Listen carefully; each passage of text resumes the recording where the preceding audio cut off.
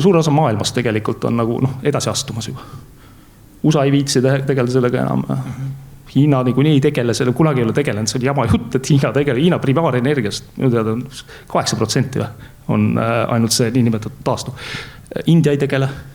Aafrika võiks ka tegelikult saada, Bill Gates isegi ütleb, et aafriklastele võiks ka lubada nüüd oma seda naftat kasutada. Et kui Euroopa nüüd jätkab sellega, et mis me siis saavutame?